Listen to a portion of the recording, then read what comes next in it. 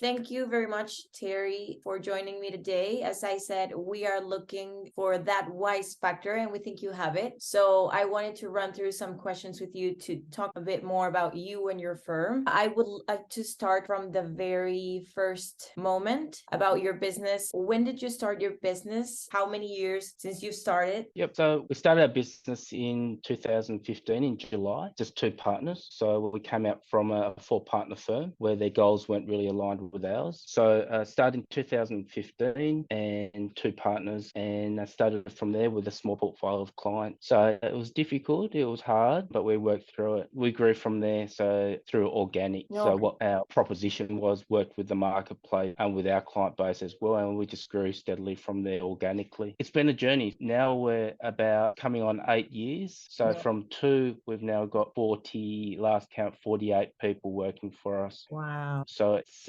been a really enjoyable and heartbreaking as well as fulfilling sort of journey. I bet. What was the reason you started this business? Did you get it from from your family? Was it an inheritance, or did you always know that you would have a firm? Well, accounting wise, no, it wasn't inheritance. It was from studies. David's from the country. I'm from another state. It was through studies, university, and then the pathway through the traditional pathways through an accounting firm. It's always been mine, and to be a partner of a firm. The holy grail, I say, not always all joy, which a lot of people don't see. There's a lot of work behind it. So that's where we started in accounting. From my background, I was actually studying architecture. So a different field, a very creative field. Can't say I'm a creative accountant, but it was a creative field. But during that time, it was a recession in Australia. Then having to find part-time work to support myself was difficult. I realised I was still enrolled with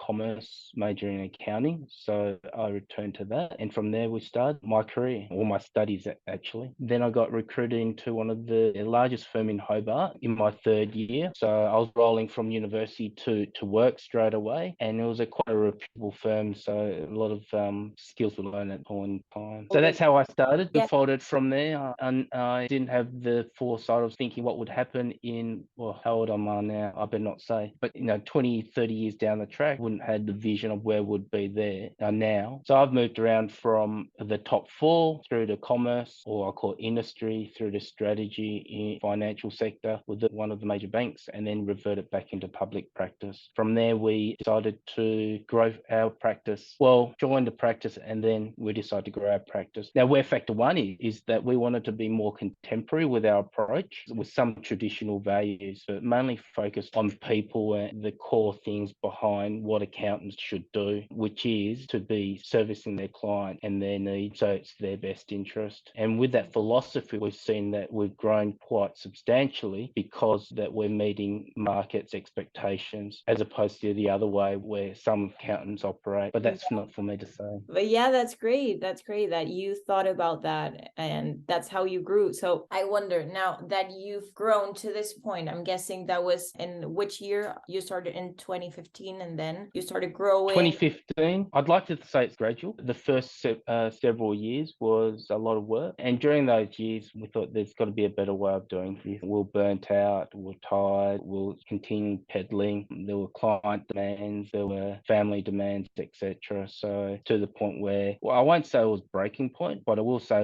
it was something that we needed to look for some external influences into our decision making. So we reached out to the marketplace. We have been with a few other so-called mentors that provide that coaching. They were mainly from the sales side. So during that time, it was all about fixed pricing of work, value add, etc., and value-based pricing, which we didn't subscribe to as much because it didn't feel right for us. So we're more about, let's get a fair remuneration or payment for our services that we provide, as opposed to value-based pricing and agreements, etc., which during that time was the the fad that was coming out of Australia in the Brisbane area. Yes, it did work to a point of time, but we're also thinking about sustainability. So would it be sustainable for our client base, for our future client base, for my lifetime? And I liken it to like a sugar hit. Everyone gets wowed and they go, great. They walk away, they're inspired, they're energized. But then several months, 6 months down the track, it all dissipates and you're left to your own accord. That also did work in terms of putting us on the pathway of seeking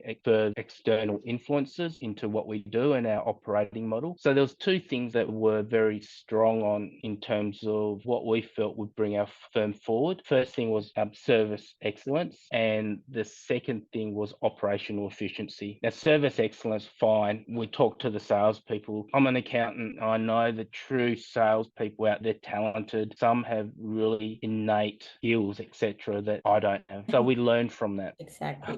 I would never be a salesperson. People. Exactly. Yeah. Who else can we look for? Who else can we learn from? Who else has the experience? And that point in time, in terms of our operational efficiency, I saw there was Ed Chan. So the question was, what drew me to Wize? It was not Wize, because Wize was just starting off then. What drew me to Wize was Ed Chan, the man, the story of him, of his past time where he was a similar position to us, working hard, working around the clock, and how he scaled and how he became I think my facts might be wrong. We might need to fact check this with Ed, but the Chan and Naylor brand was the fastest growing accounting firm 5 years in a row in the BRW. I think that's true. So that's true. Yeah. So that's what drew me to it. And then I saw he was the headline speaker at a conference and I made sure I was there. So and that's how you got the picture. Yeah, I've got many more to share with you as well. But that's where I saw him in a social event afterward. And that's where I started chatting with Ed and he handed me his card. And that's where it started. So I didn't know Jamie then. I didn't know anything about Wize. I didn't know Brent. I didn't know Jamie other than what Ed told me. And it was just starting up. From there on, so that was December 2018. Yeah, very early February stage-wise, I think. Early stages, yeah. So we're treating this as a journey. So I know sometimes it's seen as a program to be undertaken, and then when you finish the program, you've graduated. But we're taking this as a journey with us, and we're probably way through it now. Have we taken a little bit longer than we should have? Probably. But have we got value from it? Yes, we have. So we're continually going with it. And to the stage now that we're bringing our team members through, because what that does is it reinforces the message, the themes that we're pushing out to our crew and getting them engaged with it, because they don't want to always hear from Terry and David being my business partner. Once they hear it from an external person, someone that's been guiding and mentoring us, they, oh, wow. And I say, well, we've been telling you this all the time. And they go, it's not new.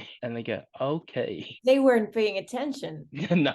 So we've got them, included them now in the Wize sessions. There's various sessions, so we're including them in, and we're seeing a lot of benefit from that as well. So we're spreading the good news about our operational model. So going back now, I didn't know much. We had a strategy meeting in February 2019 with Ed. So Dave and myself jumped on a plane, went to Sydney, saw Ed. We had a really good day of planning. We looked at numbers, we looked at our targets, we looked at capacity planning, all the things that accountants should do for businesses. We did it for ourselves and it all made sense. So we had a target there of certain dollars of revenue. I'm happy to say we're nearly there now, which back then, I think it was aspirational to get that target and probably within a fingertip reach. But so delighted that we're nearly there now. So we're now thinking about, okay, we're nearly achieving it. What is our next thing, our next big thing that we've got to prepare for? So that was back then, 2019, Ed. And from then on, it was hard work. So it wasn't just saying, here's a pill and it's a panacea for everything. Because Ed knew what we were going through, our pain points, our operational issues.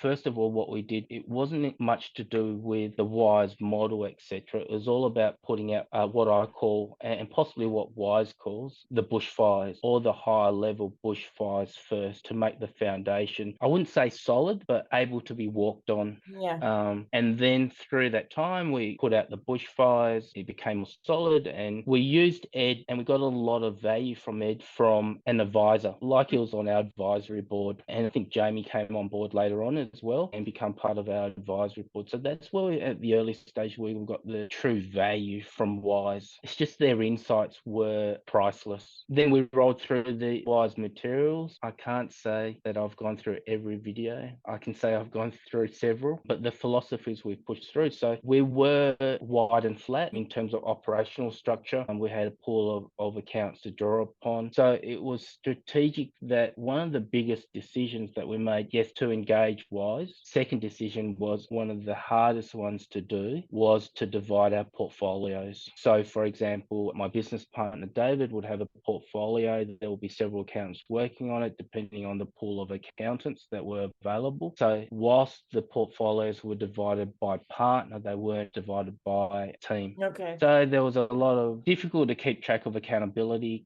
difficult to keep track of workflow, etc., and manage performance. So the biggest decision was to divide the portfolio into teams. Okay. Once that was done, that was quite a hurdle that was achieved, and then we moved on from there in terms of metrics, etc., to the point where now we've got engagement surveys of our team members. I think it's a weekly basis that gives us insight into how happy and how engaged our team members are, and also hearing from them because they're the team members that have the fresh ideas. So it's been brilliant in that case. The key things for us is that the Wize program enabled us to be in control, but not controlling. I should put that in quotations because that's a Wize sort of, that's an Ed saying, be in control, But not it's awesome controlling. you adopted it. It works Yeah. perfect. Well, I also used a term this morning with my wife. She was going in to have a discussion with a business mentor. Hope she doesn't mind me saying. And she told me what she was going through. And I just went back and I said, now, darling, I know you love expressing your views, but how about stepping back and I seek to understand before being understood? That's a Stephen Covey quote, right? Oh, is it? Yeah, I I think don't know. Oh, because did Ed rip it off from Stephen Covey, did he? He didn't tell me that. So Ed says that a lot. Seek to understand to be understood. Well, Stephen Covey might have stolen it from the good old Bible because my wife said to me, are you preaching to me now? I go, what? Oh, wow.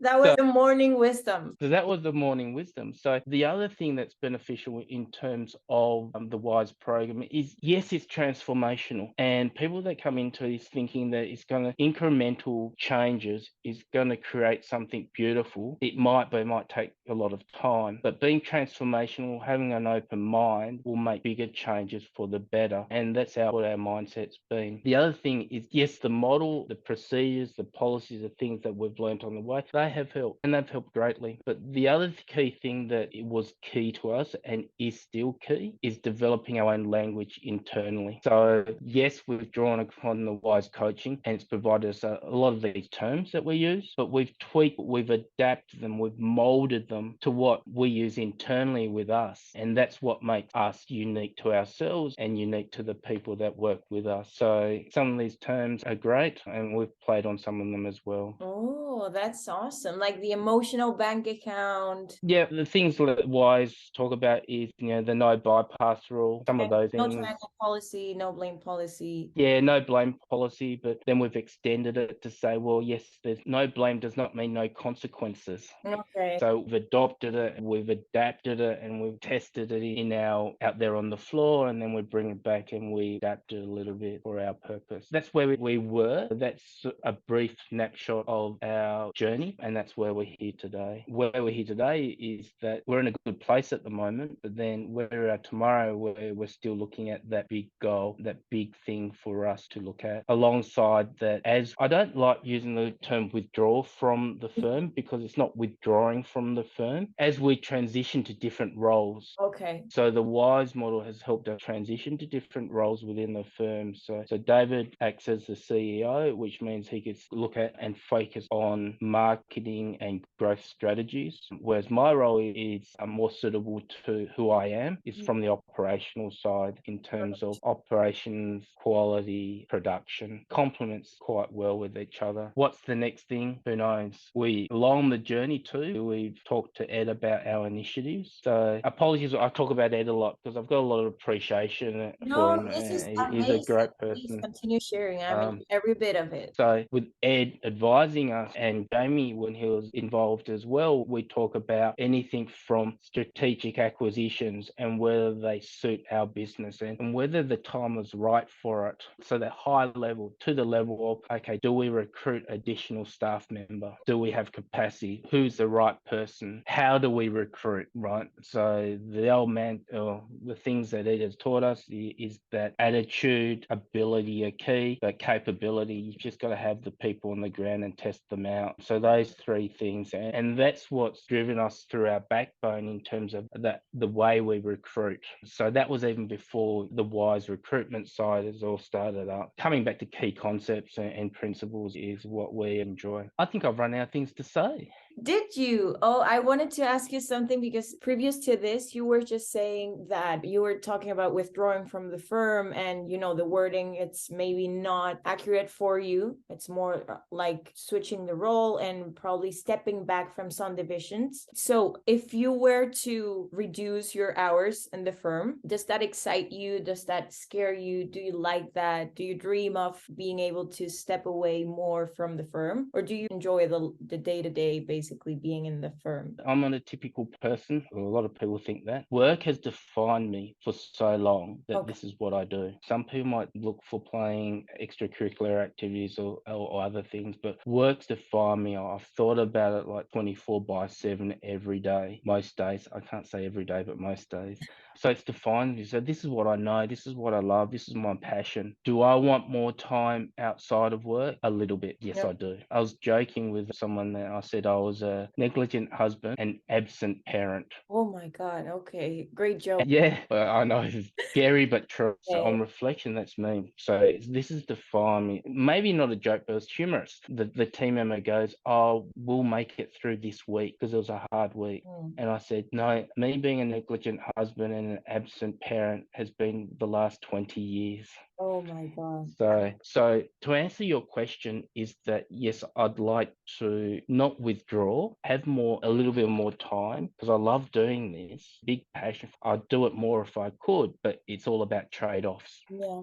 So it's a transition of roles to other things that I want to achieve, something that I may find more enjoyable, but I still love numbers. I still love talking with clients, etc. And that's perfect. Well, It also depends on, for me, is the period of my life. There are less dependencies at home, although there wasn't in the past because I was an absent parent. There's less dependencies on family life now, whereby I could spend more time at work. So it's making what the thing that we do at work more purposeful and with more meaning. And that's the key thing that is in my mind about work itself, other than withdrawing. how do you make it more purposeful? That's your thought. Like, make what we're doing more impactful in who we're working, doing their numbers, doing their books. More than that, it's like helping them with their lifestyle, making them grow. Yeah, that's as early practitioners. I go back and follow the theme when you're an accountant, the holy grail is to be a partner. To be a partner, you earn a lot of money. Unfortunately, that's not the case. But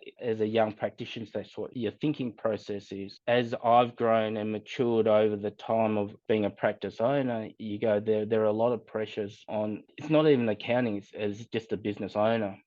And then clients. There are a lot of stakeholders. There are other occupations that have more stakeholders, but in this case, it's about who are our stakeholders and how do we manage their expectations and how do we work with them really well to meet what they want. So every person here in our firm would have a reason why they're here, whether it's for living, wages for living, or because they just want some social interaction, or because they're on a career path to something else and they're in transition, fine. Or they want to track with us because they just want to work in a place which is enjoyable and something different which they can't find from anywhere else. So what that is, we're going through a design piece at the moment to work out, yes, collectively, what is that meaning? What is that purpose collectively? Because everyone individually has them. And as we grow with Ed's help, the firm is bigger than David and myself now. So our values, the way that we operate, what's important to us is becoming less and less meaningful in our workplace. So we've got to find out what is meaningful now. So with employee surveys, through discussions, through meetings, we'll define what's meaningful,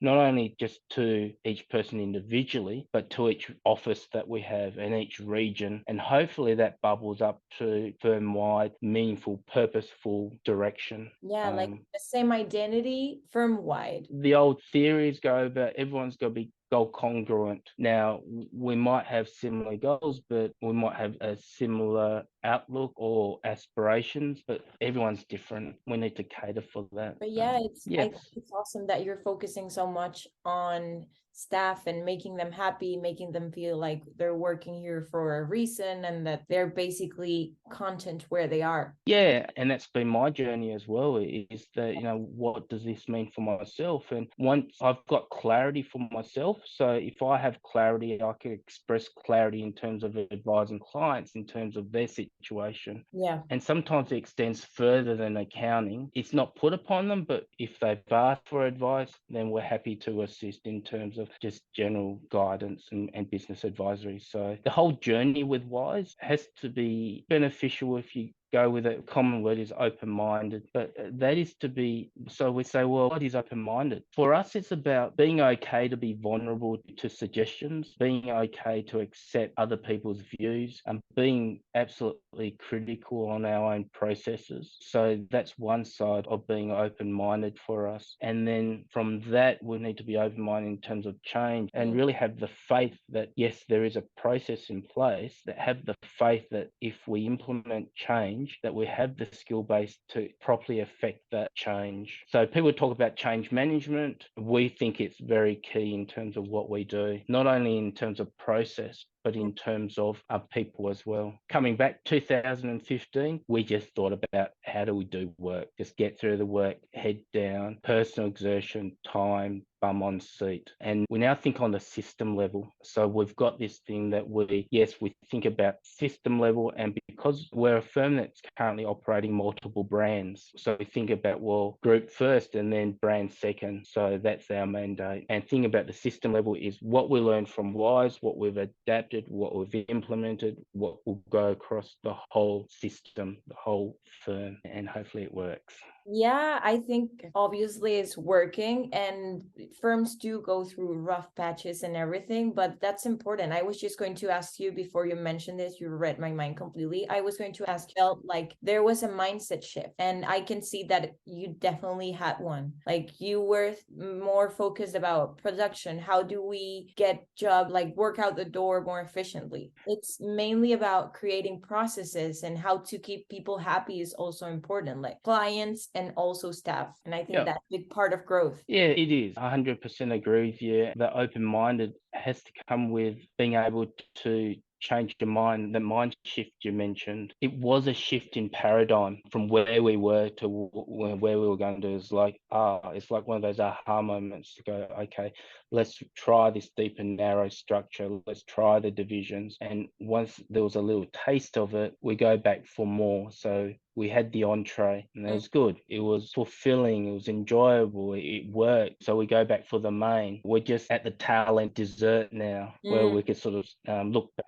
and enjoy where we've come from, and then walk out of the restaurant. But as we walk out of the restaurant, our team members are walking in the restaurant, and they're starting to enjoy the entree, and hopefully the mains, and hopefully the desserts. So whilst we're walking out, our team members are walking in. Coming back to your point, yeah, it was a paradigm. I call it the paradigm shift, but being open-minded, because until we get there, until there's an acknowledgement that this is the operating model, this is the way to perform, this is the way that if I look forward 20 years and I'm still at my desk doing individual tax returns from source documents, I'm in trouble. You're in trouble. We see that. We see that with a lot of people that have discussions with me about what do we do, because they basically started a firm firm to buy them, secure them, their occupation, their job, as opposed to starting a firm to be able to expand and build a business. So that's the way that I look at it. And having a look at the landscape now at this point in time, coming out of coronavirus pandemic sort of timelines,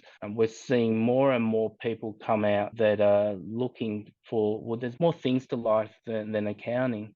And they're selling their practices or they're selling their fees. I could tell you one thing for sure now, that is not us. Yeah, I'm so glad to hear that. And I'm very excited for what's coming for you. I bet that there's more in store for you and more growth. Hopefully, you get more time back soon, very soon, so you can enjoy doing outdoor activities, any other activities that you enjoy, even though work is your thing. I congratulate you for saying that. Many people might be kind of apprehensive of saying, like, I do really enjoy this. Many people might point fingers at you and say you're a workaholic and you really have to get out that chair and whatever. But if you really come to work, that's my mindset at least. If you come to work every day and you enjoy it, it's technically not work. Yeah, there's this saying where, is it a saying? I've heard somewhere. I think I took it from someone. We're just ripping That's off good. quotes from everyone in this chat. Yeah, I know, it's great. Well, why not? I challenge a lot of things and I say, why not? Why not compress our learnings, right, in a short period of time and gather what people have learned over their lifetime? And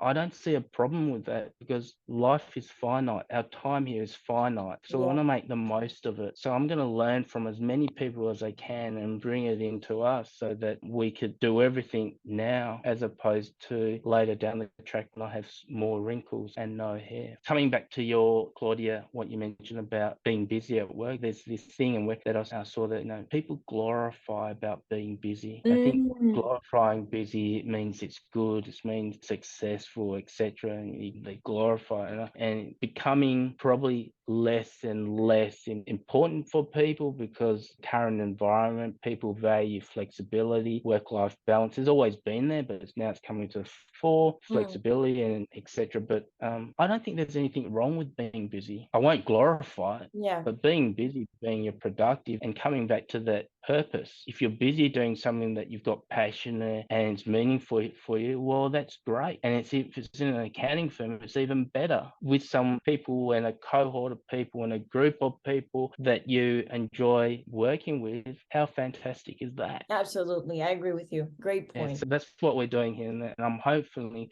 is it a point of difference? Probably not for me to say. Is it something that we're working towards and that we're proud of? That's something I could say, yes, it is. Love to hear that. And I'm so happy to know that you've come a long way and that you've progressed pre-Wize, post-Wize, that you've worked so many great things with Ed. And I really hope that we can continue servicing you, even if you probably know the program back and forth. But happy to hear hopefully they get to the dessert and they're happy. Yeah, and I think if I may offer some suggestion or my views. Yeah, of course. Is that there are different people. I was quite deliberate in terms of explaining the journey because there are some people that maybe at the start of the journey where some of those key concepts, etc., are great for them. Some of them are closer towards the end, like us. Some of them may have even passed it, or they're looking for not just the theory, because the theory has already been there and they know it. Maybe not 100%, but most of it. They know the theory, they're probably most of the way through implementation, but the value from the program still draws back to those key things that we learned along the way, those key nuggets, those insights from Ed and from Jamie, etc. Because I liken to this, and I'll probably end with this because I'm just stumbling at the moment. No, but you're saying great things. I'm enjoying everything that you're saying. I'm really